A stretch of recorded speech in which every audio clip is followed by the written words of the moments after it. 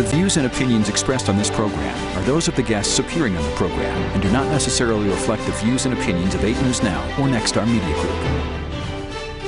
You can't do it, Vanessa. You cannot hack into the Nevada voting machine system. You just can't do it. Tonight on Politics Now, keeping your ballot safe. The head of the Las Vegas FBI field office tells us about security for Election Day. Nevadans love to vote early, how a pandemic and mail-in ballots are all affecting voter turnout this year. Plus, meet Nicole Cannizzaro. Cannizzaro wrote legislation to raise her own pay by 150%. an effort by Republicans to unseat State Senate Majority Leader Nicole Cannizzaro. From 8 News Now, this is Politics Now. Securing the November election. Thank you for joining us here on Politics Now. I'm John Langler. We are 10 days away from Election Day. This week, the FBI announced efforts by Iran and Russia to influence the election. Election officials and law enforcement say measures are in place to prevent problems. The I-Team's Vanessa Murphy talked with the local head of the FBI. Nevada voters may be dropping off their mail-in ballots at early voting locations like this one or casting their ballots at these locations. And there's a lot of misinformation floating around about this election. The head of the local FBI office says voters should feel confident, though, and any issues will be investigated. Because of the robust protections for voting here in Nevada, it's really hard to get away with anything. President Donald Trump continuously questions the integrity of the November election, even saying Governor Steve Sisolak will steal it. One concern, mail-in ballots. Election officials insist signature verification helps eliminate voter fraud. Is it widespread in Nevada? I wouldn't say it's widespread. I would say that we get reports every year, every election cycle, of potential voter fraud situations, and we investigate them thoroughly, and we hold the people, if it's proven, then we hold them accountable through the U.S. Attorney's Office. As the I-Team has reported, data reveals only 2 votes in Nevada have been cast illegally since 2008. Rouse says the FBI will investigate any allegations of fraud or voter intimidation now and on November 3rd. He also tells the I-Team he has confidence in the voting machines since they are not part of a network and have no internet connection. Were there attempts to hack into our system here? You can't do it, Vanessa. You cannot hack into the Nevada voting machine system. You just can't do it. 100%. You would have to go machine by machine, and that is just not feasible. What is a concern? Interference from abroad. Foreign adversaries from multiple countries are keen on undermining people's confidence in the election. And so they do that utilizing social media, the internet, and they put out, sometimes it appears to be legitimate stories, or they put out memes that people glom onto that make them think that the election's somehow going to be illegitimate. President Trump has suggested voting twice by mail and in person to test this system. Rouse says don't do that. It's a crime. Vanessa Murphy, 8 News Now. Statewide, early and mail-in voting has been underway for 2 weeks. Here in Clark County through Thursday, there were 168,000 people who voted early. There's still another week of in-person early voting. 162,000 mail-in ballots have been received in Clark County, where Democrats have a 3-to-1 advantage. In-person votes here have been split about 50-50. There's a slight 3,000 vote lead for Republicans. So far, about 58,000 more Democrats than Republicans have voted in Clark County.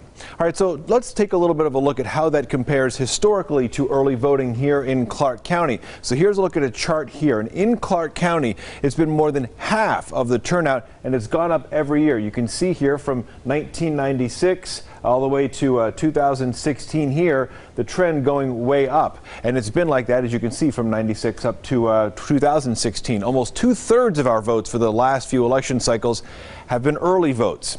Clark County is disputing, meanwhile, an allegation it's not allowing ballot observers. The public has a legal right to observe the ballot counting process. President Trump and the Republican Party sent a letter to the Secretary of State, and it claims that election officials did not allow them to observe the process. However, Clark County says it's gone above and beyond. It added the Trump campaign was allowed in, but were turned back because they tried to use a camera inside. It's against Nevada law to take pictures or videos where ballots are counted. Between potential legal challenges and threats of misinformation from foreign countries, there are voters, maybe you in particular, might be concerned about the election. We spoke with David Becker. He's the executive director and founder of the Center for Election Innovation and Research, and he's a CBS News contributor. We spoke with the USC, Election Cybersecurity Initiative, and what they were talking about, and maybe you would agree, is the actual process of voting and the ballot itself is secure. It's the misinformation that is, or the information that is insecure. But I guess the question is, though, is it illegal? Is it against the law to put out misinformation, especially since voter information, as you point out, is publicly available? So, of course, it can be against the law to spread disinformation about the election process. Certainly, there are international laws that govern this as well, and we should be very wary when someone like Russia or Iran tries to attack our sovereignty by interfering in our elections. And that's exactly right. The goal of these adversaries is not necessarily to change votes. That's almost impossible to do in an undetected way. We've not seen any evidence of that whatsoever. But what they can get us to do is to distrust our own election process, to delegitimize the election itself, to reduce voter confidence, which will delegitimize our elected leaders and weaken our democracy. And the best thing we can do as American voters is to show up in record numbers. There's nothing Vladimir Putin would hate more than to see record voter turnout in the United States in this upcoming election. I get the sensation when election day is over, that doesn't mean it's going to stop. That doesn't mean the legal challenges to the election necessarily go away and the misinformation goes away. What are you seeing from your point of view with regards to after November 3rd and law? So I think we're very likely to know the result of the presidential election either by Wednesday morning or a day or two after that, because of the very high turnout that we're likely to see. The more people who turn out, the less likely we're going to have the really, really narrow margins. Where we get into a possible post-election litigation scenario is similar to 2000, where we've got one or two states that have essentially decided the presidency, and the margins in those states are razor thin. We remember in Florida in 2000, it was 537 votes. But if we get even 1% margins in states, that's actually a rather large margin. To my knowledge, there's never been an election result overturned, a statewide election result overturned in the United States, where there's been a 1,000-vote margin. One thing you do not see on the ballot this year, competitive third-party candidates. UNLV political science professor Dan Lee says that's because of how polarized the two major political parties have become. I asked him to explain his theory. I imagine it goes both ways. You talk about the potential for the libertarians to pull away from a more maybe right-leaning candidate, but there's also not as highly publicized a Green Party candidate either that could do the same to the left, no? Right, no, that's exactly right. Well, so in Nevada, you don't even have that option because there's another hurdle for third-party candidates is the ballot access. So the the Green Party was not able to gain ballot access in Nevada. They needed to collect around 10,000 signatures, which is relatively high compared to other states. But I think this actually highlights an important point about third parties is where third parties don't necessarily need to win elections to influence American politics. Right? So for instance, the Green Party, why is there a ceiling to the Green Party? So one reason is that the Democratic Party has co-opted environmental positions, right? They've kind of moved towards the left on the environment over the past couple of decades, and that's eating away at the support for Green Party candidates. But you see like how the Green Party influenced politics though. It pulled the Democratic Party to the left. When you're talking about the Green New Deal, the Ocasio-Cortez, that sort of branch of the House of Representatives, that's a way to, and you're suggesting, placate to some extent to that element of the population. Exactly. And I think what we're seeing more now is where these outsiders are trying to work their way through the major parties. They're not necessarily, so Bernie Sanders always ran for the House and Senate as an independent, But for the presidency, he chose to run through the Democratic Party to try to transform it. And in a lot of ways, he was successful. He pulled Clinton towards the left in 2016. He's kind of continued that trend to this current election cycle, actually changed some of the rules at the Democratic National Convention, like with the superdelegates. So he is, actually transforming the Democratic Party. Likewise for Trump, an outsider, but in a lot of ways, he and Perot are very similar. He decided to run through the Republican Party to transform that party for his political gain. We have the entire discussion there about third-party candidates, if you'd like to see it, at 8newsnow.com. All right, so let's take a look now at a couple of the Nevada down ballot races being hotly contested for November. State Senate Majority Leader Nicole Cannizzaro is facing some very stiff competition from Republican April Becker for State Senate District 6. Becker has been running ads criticizing a legislative pay hike. Meet Nicole Cannizzaro. Cannizzaro wrote legislation to raise her own pay by 150%. All right, so that is an ad, obviously, and it refers to a Senate joint resolution in the 2019 legislative session. It would have created annual legislative sessions instead of every 2 years, and it also included a 150% pay raise. The bill never came up for a vote. Cannizzaro has been running ads, meanwhile, against Becker as well. Becker's campaign is backed by politicians who would repeal Obamacare, dropping protection. Cannizaro's ads have focused on Becker's opposition, as you hear there, to Obamacare, and highlighting Cannizaro's work in the Clark County District Attorney's Office. She is the first female Senate Majority Leader in Nevada history. Democrats hold a 40-32 voter registration advantage in District 6. There are 4 Clark County Commission seats up for grabs, but only one of them is expected to be close, and that is County Commission District C. That seat pits Republican Las Vegas Councilman Stavros Anthony against Democratic former Secretary of State Ross Miller. The seat is currently held by Larry Brown, who is terming out. The county commission right now, it's all Democrats. If Anthony wins, though, he'd be the first Republican on it since Bruce Woodbury left back in January of 2009. Anthony has vowed not to vote for any tax hikes. Miller says he's the right person to lead an economic recovery, and he wants to make a difference on the local level. You can watch interviews with those candidates and a whole lot more over at 8newsnow.com. Just look at the 2020 election interviews tab. 5 ballot questions and 5 potential changes to Nevada's Constitution. That restores accountability, transparency, and oversight.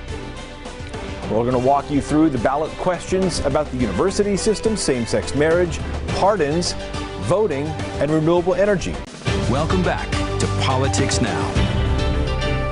There are 5 statewide ballot questions on your ballot this year, and these would make changes to Nevada's Constitution. All 5 have either gone through the legislature or gotten required signatures, and they would take effect November 24th if they're passed. So we're going to go through all 5 of those measures. 8 News Now anchor Brian Loftus starts with question 1. Ballot question 1 is probably the most confusing one. It would remove the Board of Regents from the state constitution. The Board of Regents oversees Nevada's university system. Critics say this has allowed the Board of Regents to operate without any oversight from the legislature. Former Assemblyman Elliot Anderson wrote question 1. That restores accountability, transparency, and oversight. You know, right now, Nevada spends $1.2 billion on higher ed, but without any real oversight on how that money is spent. It would also let the legislature create new rules and laws overseeing Nevada's higher education system. It's really, really important for Nevada and for our economy that our higher ed system can be nimble to answer the issues that we need to deal with. Question 1 has some opposition from current members of the Board of Regents, but the argument against the passage on the Secretary of State's website says question 1 is nothing but the legislature trying to gain more power and control, and it would only serve to add political pressures to a governance system that is serving this state well. Brian Loftus, 8 News Now. And up next, question 2, dealing with same-sex marriage. It would remove language from the Nevada Constitution, which says marriage is between a man and a woman. Same-sex marriage is already legal nationwide, of course, and in Nevada because of a Supreme Court decision by the Supreme Court of the U.S. back in 2015. Passing question 2 would not change marriage at all. Andre Wade with the Silver State Equality Group says it's about removing unenforceable discriminatory language. So removing that language by voting yes on question 2 will uphold civil rights and uphold equality here in the state of Nevada, which we know that we stand for. An opposition statement posted in the Secretary of State's Digest calls the measure unnecessary and calls domestic partnerships a viable option for same-sex couples in Nevada. Meanwhile, question 3 deals with the Pardons Board. The board gets about 15 requests for pardons a year. Ryan Loftus explains the changes the measure would create. Question 3 deals with the State Pardons Board and the power it has. So first, what does the Pardons Board do? It does not erase a conviction, but it will restore certain rights to a pardoned felon, such as serving on a jury and gun ownership. Right now, the Pardons Board is made up of the governor, the attorney general, and the Supreme Court justices. Add it to the state constitution, require the board to meet quarterly, allow anyone on the board to bring up items for discussion. Right now, just the governor can do that. Removes a requirement for the governor to vote yes for a pardon to be granted. That had effectively served as a veto. The argument for is the board will meet more frequently and timely, and a pardon would not just be on the whims of the governor. The argument against is that the board would meet even if there are not qualified applicants, and questioning why we would take away the veto power of the governor when they have it over bills from the legislature. Now, there is no question 5, so the last 2 ballot questions are 4 and 6. Both would take something that's already in state law and enshrine it in the Constitution. Question 4 puts the voters' Bill of Rights in the state constitution and includes guarantees like the ability to vote without being intimidated, threatened, or coerced, being allowed to vote on Election Day if you're in line before the polls close, and requesting assistance with voting if necessary. Ballot question 6 puts the 50 by 30 renewable energy portfolio standard in the state constitution. That would require 50% of Nevada's energy come from renewable resources by 2030. If approved, all these measures would go into the Constitution on November 24th. Coming up next on Politics Now, confirming the next Supreme Court justice. Coming up next, when a vote on Amy Coney Barrett's nomination is expected to happen next week. You're watching Politics Now. Well, the U.S. Senate now gearing up to confirm President Donald Trump's Supreme Court nominee, Amy Coney Barrett. She passed the Senate Judiciary Committee on Thursday. Democrats boycotted the vote, but Republicans were able to pass it anyway. A final vote of the full Senate on her confirmation is expected on Monday. A deal on another coronavirus relief package could be within reach. Both sides on Capitol Hill say a deal is possible. House Speaker Nancy Pelosi says the massive stimulus package would send more checks to Americans, provide money to safely reopen schools, and fund additional COVID-19 testing and treatment. Joining us now to talk about the prospects of a new economic relief package in our Washington, D.C. bureau, we have Alexandra Limon from Washington, D.C. Alex, good to see you. Let's talk about what's happening with what's called the skinny relief bill now working its way through the Senate. The Senate Republicans actually tried to call for a vote on it earlier this week, and it's really a slimmed down version, as the name implies, of the relief package. It would have included about $500 billion in aid, but it basically went nowhere quickly. It needed 60 votes to get through the Senate, and it did not get that. And Democrats basically said they're unwilling to support a skinny bill because it's just too skinny for them. It doesn't include enough relief and enough of the help that they want. So that went nowhere. Senate Republicans also tried to separately call for a vote for more PPP funding, those small business loans that have been very popular, but that also was not approved. Where are negotiations? Is there a stalemate between both houses? Is there a stalemate between all the parties involved here? It's interesting because I feel like we've been through this time and time again, but just this week we heard both Speaker Pelosi and the White House saying that they're very optimistic, that they feel they're very close to a deal that could be hashed out any day now. There's still a lot of differences that they can't agree on, and one of the big ones is whether to include money for state and local governments.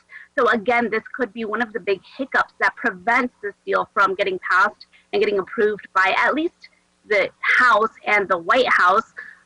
Another thing is that protection for businesses if they face any coronavirus related lawsuits. That's another major point of disagreement between both sides. So, we'll have to see what happens, but they're saying they hope they can reach a deal in a matter of days. We'll see whether they can actually get the Senate Republicans on board, though.